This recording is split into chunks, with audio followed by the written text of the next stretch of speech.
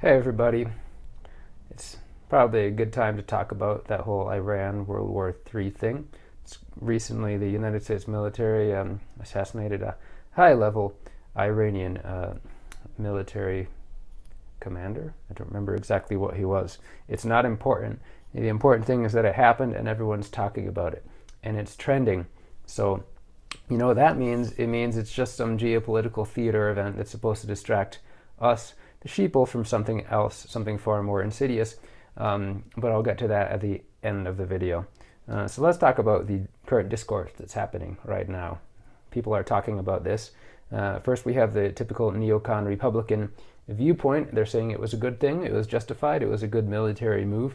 And they're saying, well, it's hypocritical for people to sit back and do nothing when Obama killed 23 children in Afghanistan, ordering the drone strike of a wedding because I guess there was a terrorist nearby or something, and then opposing this recent assassination because apparently this Iranian guy was actually a bad guy and was, killing, torturing, raping Iranian citizens, throwing them in jail for having the wrong political opinion, things like that. So apparently he was a really horrible man, and they're saying, well, you guys are hypocritical for saying that it's bad to kill the guy because yes, it is true that most of the neoliberal Democrats and left-wing people sat around and did nothing the whole time Obama was dropping 15,000 bombs a year on the Middle East and killing huge amounts of civilians.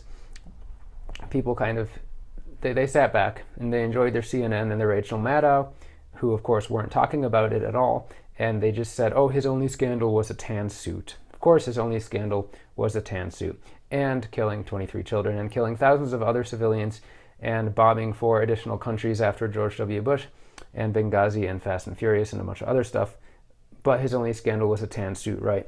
Okay, so I understand this viewpoint. It kind of makes sense, right? We don't want people sitting around, and this is exactly what George Orwell described, people sitting around and doing nothing while their team does bad things, but when the other team starts doing bad things, they're all up in arms, right? On the other hand, I think you can be principled and non-hypocritical. Back when Obama was killing all those civilians, I, of course, was speaking out about it. I was a bit annoyed that the left was no longer anti-war, which is part of why I considered myself not to be part of the left anymore, because they abandoned their anti-war stance once Obama was elected. But yet I also think it was probably a bad idea to assassinate this military leader. Yes, I also agree that he was a bad guy, but I think you can oppose both things. And yes, however, I do agree with the neocon Republicans that it is hypocritical to oppose the assassination of this military leader who was a very bad guy and sit back and do nothing several years ago when Obama killed 23 children. Right. And of course, let's move on to the neoliberal fascist left-wing Democrat view, which is that it was a correct move because the guy was really, really bad, right? So, and of course, they'll point out, oh, my Iranian friend on social media agrees with this because he was such a bad guy, right? Of course, there are a number of Iranians that supported this move. I saw one Iranian person posted saying, oh, this person was a horrible person. He tortured and raped people. He was a monster. Us Iranians are very happy that he was assassinated. Great. Now, there are also many Iranians that are currently in Iran holding up posters that say death to America, protesting the fact that the United States military killed one of their top military leaders. So, of course, you can't, just because you see a millennial Iranian who lives in Miami, Florida, posting on social media that all Iranians supported this action, doesn't mean that all Iranians actually support this action. Some Iranians support the action, some don't. Of course, if a foreign government came and assassinated John McCain or Dick Cheney, right, also horrible people who tortured many political prisoners and started wars, there are a lot of Americans who would support that, and there are a lot of Americans who wouldn't. So just because some Iranians support it doesn't mean it was a good thing. And the fact that he was a bad guy, now that's another thing. They say, okay, it's a human rights issue, of course. He was torturing people. And it's always really cute when Democrats pretend to care about human rights, right? It's funny, but let's give that to them for a second. Let's say, okay, from a human rights perspective, maybe it was good to kill this guy because he was doing bad things. So that kind of brings me back in my memories. A long time ago, around 2010, one of my good friends asked me, he was having trouble deciding whether or not he should support the ongoing war in Iraq. And he was saying, well, I understand that, we don't want to be starting wars everywhere. On the other hand, Saddam Hussein really was a bad guy. He put people in lions and dens to fight with lions. He tortured people. He killed a lot of Kurds, things like that. He was a really bad guy. So doesn't that mean it was good for us to take him out? Well, here's the problem. How many guys like that are there in the world? How many countries have horrible dictators that torture people? There's probably thousands of high-level government employees, just like this top military leader in Iran, that are torturing people, putting people in jail, et cetera, et cetera. There are even government officials in the United States that do things like that, believe it or not. You just have to read the news beyond CNN to find stories of the U.S. government employees doing horrible things, right? So then it becomes not just a discussion of should it be done, but do you have the resources to do it? And what are the geopolitical risks of doing it? Imagine if the United States declared war in every single country that has horrible leaders that torture people. We would declare a war in probably 100 different countries. It just wouldn't be possible to fight wars in all those countries. So we need to just totally kill that idea that the Democrats sometimes have, that just because somebody's bad and committing human rights abuses, therefore it's justifiable to start a war in that country.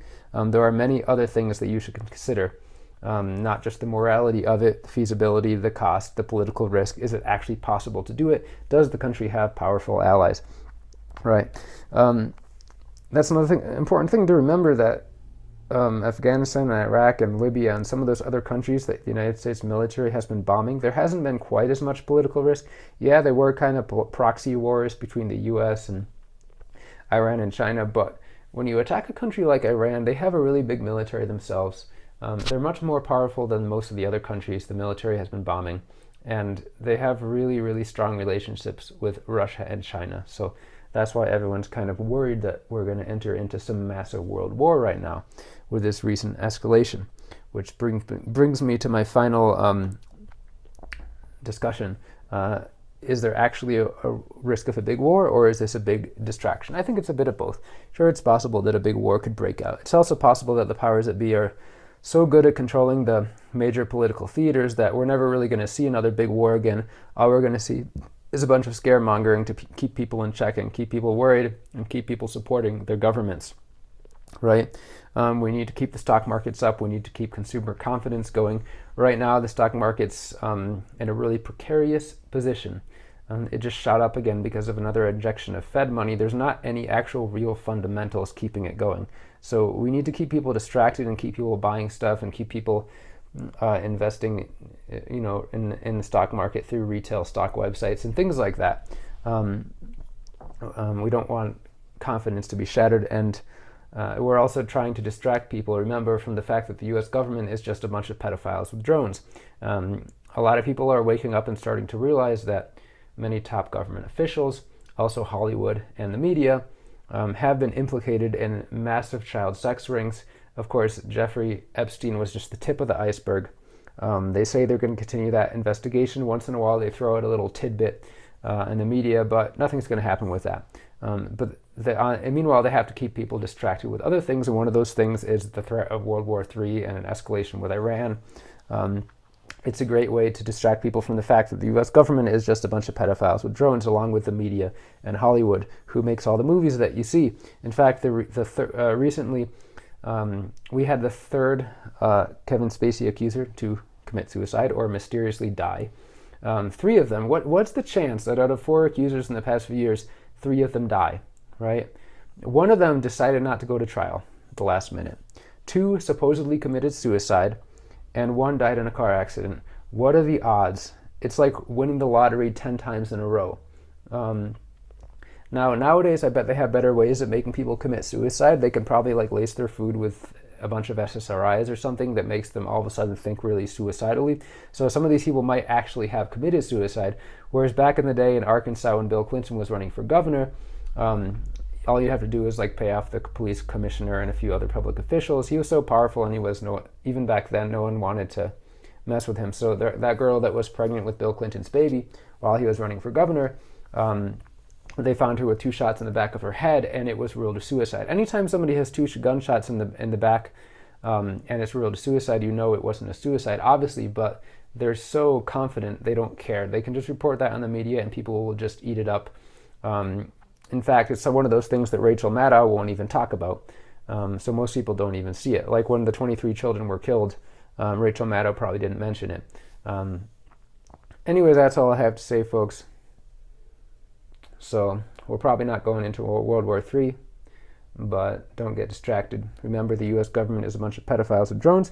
And remember, a military action is not justified just because the person it is against is a bad guy.